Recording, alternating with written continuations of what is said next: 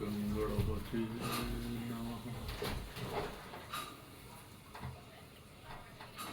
या श्री स्वयं सुकृतनां भवनी स्वलक्ष्मी पापात्मनां कृदयां हृदयेश बुद्धि श्रद्धा सतां कुलजनस्य प्रभव सुलज्जां तां त्वां नतासि परिपाल देवी विवेशम्। गुरुर्ब्रह्मा गुरुर्विष्णु गुरुर्देवो महेश्वरा गुरुर्साक्षात् परब्रह्म तस्मै श्री गुरुवे नमः। लक्ष्मी नारायणाभ्यां नमः महेश्वराभ्यां नमः। वाणी हिरण्यगर्भाभ्यां नमः शचीपुरंध्राभ्यां नमः। श्रीमाता पितृचरणकमलेभ्यो नमः। श्रीगुरुचरणकमलेभ्यो नमः। इष्टदेवताभ्यो नमः। स्थानदेवताभ्यो नमः। सर्वे देभ्यो नमः। सर्वे ब्राह्मणेभ्यो नमः। सर्वे ऋषिभ्यो नमः। सर्वे तीर्थेभ्यो नमः। सिद्धबुद्धिसहिता श्रीमहागणाधिपति नमः। श्री को प्रणाम करते हुए आइए 2 बार भगवान का संकीर्तन करते हुए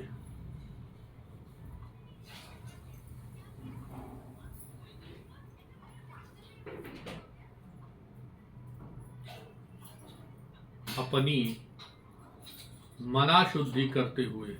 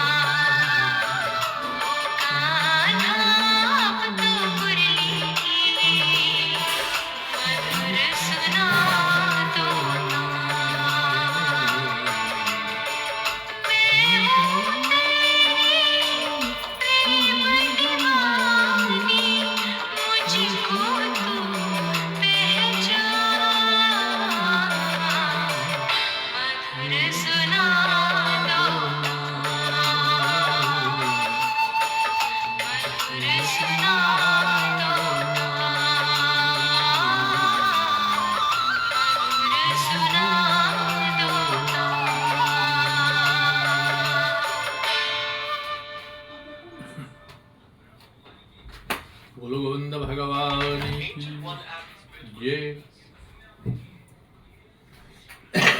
कलकल कलोल करती हुई नादनी श्री पावन गंगा के तट पर बालू के आसन पर विराजमान श्री नारायण हे नारद, इस प्रकार पृथ्वी को यथास्थान प्रतिष्ठित करके भगवान जब वैकुंठ चले गए, तब ब्रह्मा जी अपने पुत्र से कहा, महाराज, मन की वंश परंपरा का वर्णन तेजस्वी श्रेष्ठ तथा विशाल भुजाओं वाले हे पुत्र स्वयंभू, अब तुम उस स्थान पर रह करके समुचित रूप से प्रजाओं की सृष्टि करो।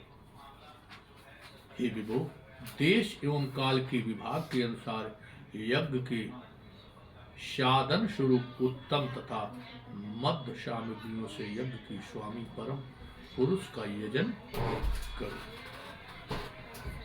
हे पुत्र, प्रजाओं का सजन करो। पिता की इस आज्ञा को पृथ्वी पति स्वयंभू मन ने हृदय में धारण कर लिया और वे प्रजा सृष्टि करने लगे। मनु ने प्रिव्रत तथा उत्तानपाद नामक दो महान पुत्र उत्पन्न किए और 3 पुत्रियों का जन्म दिया, आकुति, प्रसूति और देवहूति।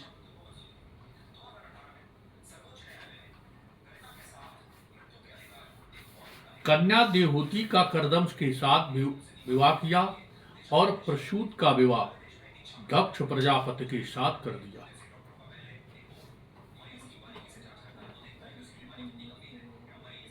रुचि के द्वारा आकूत से यज्ञ रूप भगवान आदि पुरुष प्रकट हुए, जो करदम ऋषि के द्वारा देवहूति से कपिल उत्पन्न हुए। परम ईश्वरशाली उन कपिल मुनि ने सभी लोकों में सांख शास्त्र के आचार्य के रूप में प्रसिद्ध प्राप्त की। इसी प्रकार दक्ष के द्वारा प्रसूत से संतान के रूप में बहुत सी कन्याएं उत्पन्न हुई, जिनकी संतानों के रूप में देवता, पशु और मानव आदि उत्पन्न होकर के लोक में प्रसिद्ध हुए।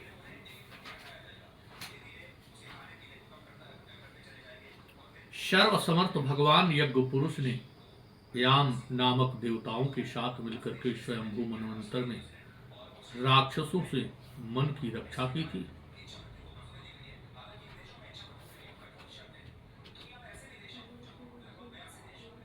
हे नारद, इस प्रकार मैंने स्वयंभू मन की कन्याओं के वंश का उत्तम वर्णन कर दिया।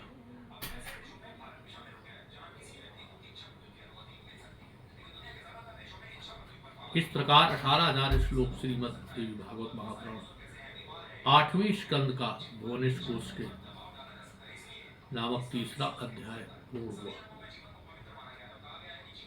श्री नारायण बोले, हे नारद, स्वयंभू मन के ज्येष्ठ पुत्र प्रिव्रत थे।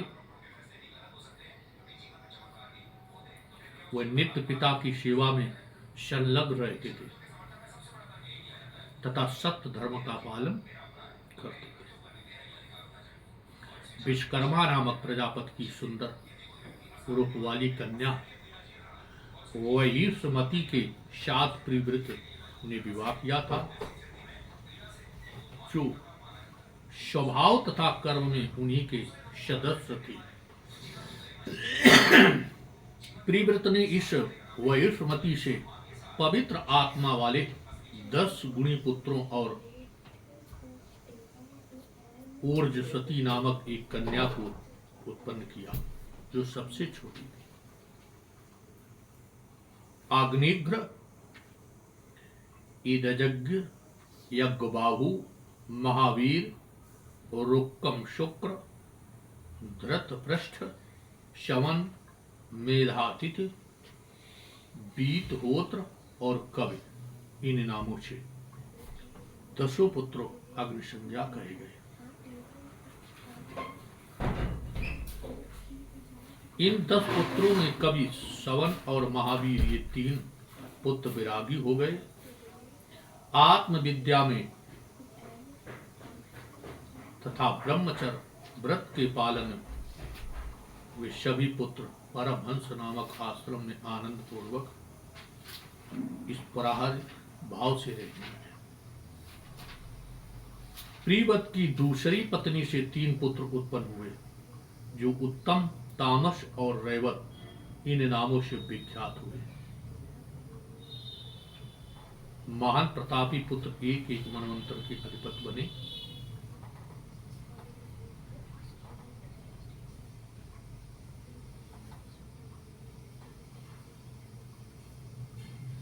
अपराजय बल तथा इंद्रियों वाले महाराज प्रीव्रत ने इस पृथ्वी पर 11 अरुद वर्षों तक राज किया। एक बार की बात है, जब सूर्य पृथ्वी के प्रथम भाग में प्रकाशित हो रहे थे, तब दूसरे भाग में अंधकार हो गया। इस प्रकार संकट देख करके राजा के मन में तत्काल ये विचार उत्पन्न हुआ कि मेरे शासन करते हुए पृथ्वी पर अंधकार कैसे उत्पन्न हुआ।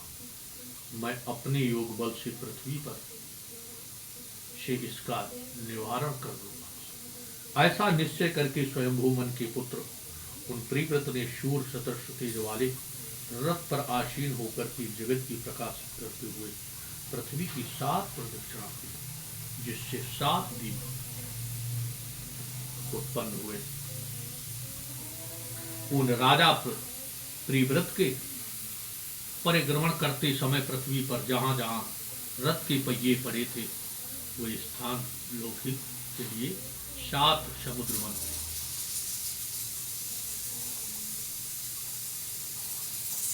स्थल विभाग अनुसार 7 द्वीप के रूप में हो गए। तभी से पृथ्वी 7 द्वीप हो गए, जो जम्बू द्वीप, पुलक्ष द्वीप, शालमली द्वीप, कुश द्वीप, कौच द्वीप, शाक द्वीप और पुष्कर द्वीप के नाम से प्रसिद्ध हुए।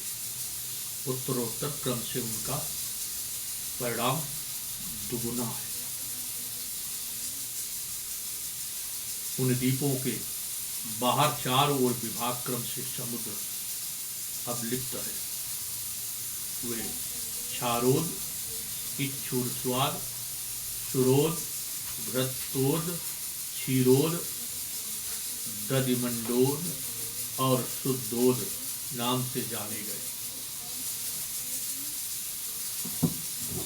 सभी से भूमंडल पर ये 7 समुद्र विख्यात हुए। समुद्र से घिरा हुआ जो पहला द्वीप है, जम्बू द्वीप नाम से विख्यात है।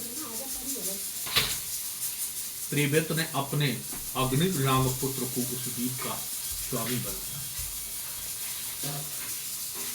प्रीव्रत ने शुरोदरज अपलवित शालमली दीपक का राजा अपने पुत्र यज्ञबाहु को बनाया। प्रीव्रत के पुत्र रणरेता ऋतोदक नामक समुद्र से घिरे हुए अति रमणी कुश द्वीप के राजा हुए। प्रीव्रत पुत्र भृतपृष्ठ क्षीर सागर के द्वारा चारों ओर से घिरे कौश द्वीप नामक 5वें दीपक के स्वामी हुए।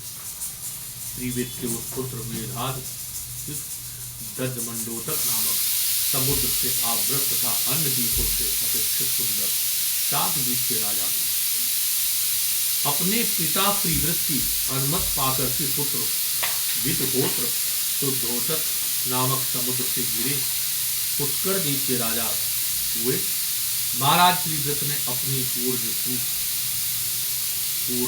स्वती नामक कन्या शुक्राचार्य को अर्पित कर दी थी। शुक्राचार्य जी की सर्व विशुद्ध कन्या देवयानी इन्हीं ऊर्जस्वती के गर्भ से उत्पन्न हुई थी।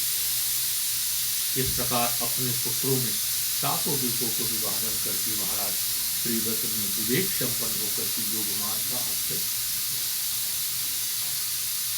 इस प्रकार प्रियव्रत के प्रशंस वर्णन नामक चौथा अध्याय हुआ। श्री नारायण बोले, हे देवर्षे, अब आप दीप तथा वर्षों के भेद से देवताओं के द्वारा किए गए संपूर्ण भूमंडल के विस्तार के विषय में सुनिए। भूमंडल पर स्थित विभिन्न द्वीपों और वर्षों का संक्षिप्त परिचय।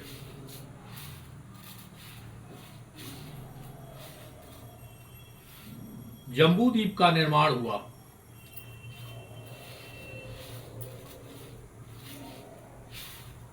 अत विशाल रूप वाले 8 पर्वतों से अच्छी तरह से विभाजित धनुष के आकार की भांति 2 वर्षों का दक्षिण उत्तर तक फैला हुआ जानना चाहिए।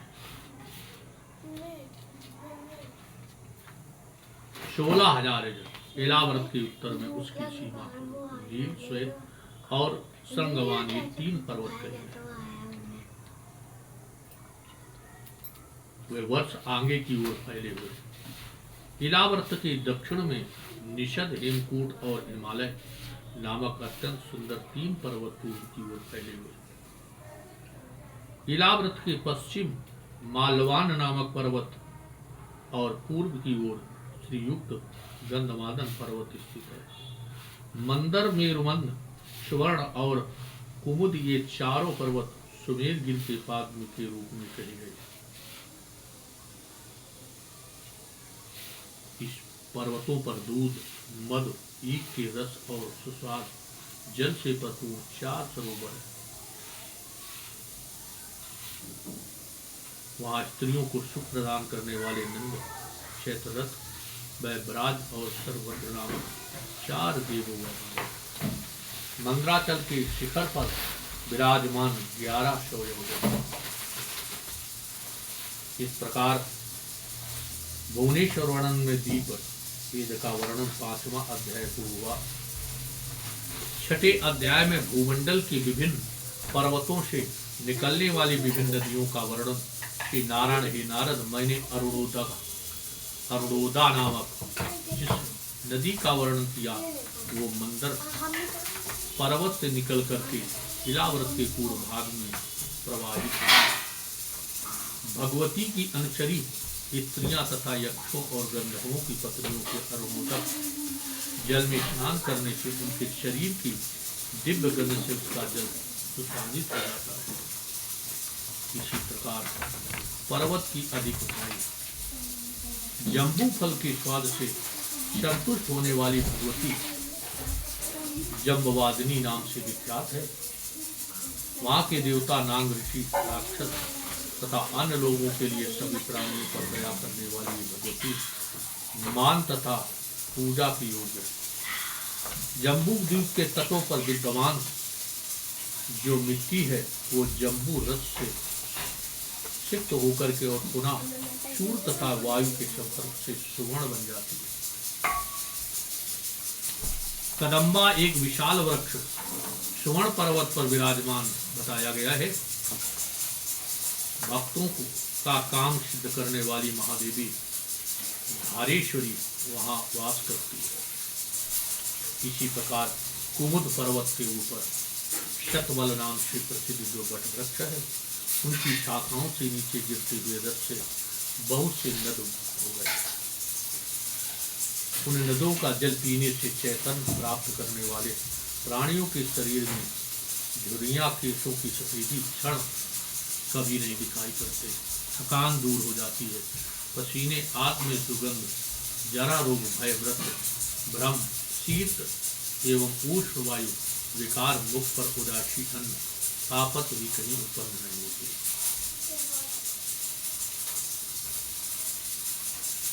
इस प्रकार नदियों के वर्णन नामक 6ठा अध्याय पूर्ण हुआ। सुमेर पर्वत का वर्णन तथा गंगा पतारण का आख्यान। श्री नारायण बोले, हे नारद, सुमेर गिर के पूर्व में 18,000 योजन लंबाई तथा 2,000 योजन चौड़ाई ऊंचाई से 2 पर्वत हैं।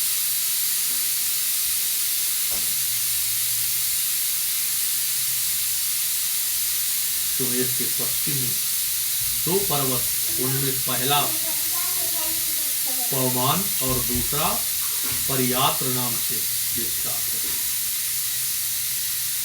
तत्वज्ञानी विद्वान महात्मा गण शमशौकोर हैं। ये नारद यज्ञमूर्त सर्वव्यापी भगवान विष्णु के बाएं पैर के अंगूठे के नख से आघात के कारण ब्रह्मांड के ऊपरी भाग में हुई छिद्र के मध्य से गंगा प्रकट हुई और हे प्रभु वो स्वर्ग के शिखर पर आकर के रुक गए। संपूर्ण पापियों के पापों का नाश करने वाले जल से परिपूर्ण ये गंगा संसार में साक्षात विष्णुपति के नाम से प्रसिद्ध है।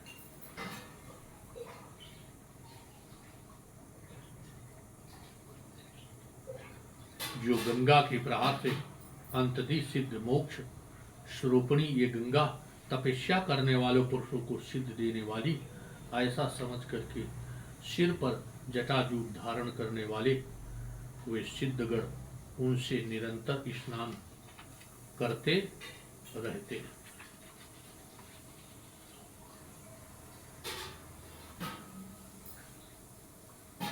हे नारद, वो ब्रह्मलोक में वे देवी गंगा 4 भागों में विभक्त होकर के 4 नामों से चारों दिशाओं में प्रवाहित हुई और अंत में वे नद तथा नदियों के स्वामी समुद्र में मिल गए। सीता चतुर, अलकनंदा और भद्रा इन 4 नामों से प्रसिद्ध हैं। उनमें से सभी पापों का शमन करने वाली सीता नाम से विख्यात गंगा ब्रह्मलोक से उतर करके केसर नामक पर्वतों के शिखर से गिरती हुई गंधमाद पर्वत के शिखर पर गिरी और वहां से भद्रास वर्ष के बीच से होती हुई पूर्व दिशा में चली गई। इसके बाद देवताओं से पूजित हुई देव नदी गंगा शारोद जाकर मिल गई। हे नारद, 30 तदंतर चक्षु नाम वाली दूसरी गंगा माल्यावान पूर्वता के शिखर से निकली और अत्यंत वेग के साथ बहती हुई केतुमाल वर्ष में आ गई। पुनः देवनत्या हुए देव नदी गंगा पश्चिम दिशा में आ गई, अनंत में सागर में मिल गई। हे नारद, तीसरी वो पूर्णमयी धारा अलकनंदा नाम से विख्यात वो ब्रह्मलोक की दक्षिण से होकर के बहुत से वनों और पर्वतों के शिखर पार करके और फिर वो हेमकूट पर पहुंची। यहाँ से वो निकल करके अत्यंत समुद्र में मिल गए। तदंतर भद्रा नाम की चौथी धारा श्रृंग पर्वत से निकली। तीनों लोकों को पवित्र करने वाली ये गंगा उत्तर पूर्व प्रदेशों को भली भांत तृप्त करती हुई अंत में समुद्र में मिल गई।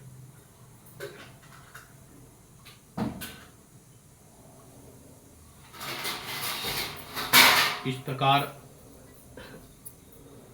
7वां अध्याय पूर्ण हुआ। 8वें अध्याय में इलाव्रत वर्ष में भगवान शंकर द्वारा भगवान श्री हरि के शंकर्षण रूप की आराधना तथा भद्रास वर्ष में भद्रस्वा द्वारा है ग्रीव रूप की उपासना।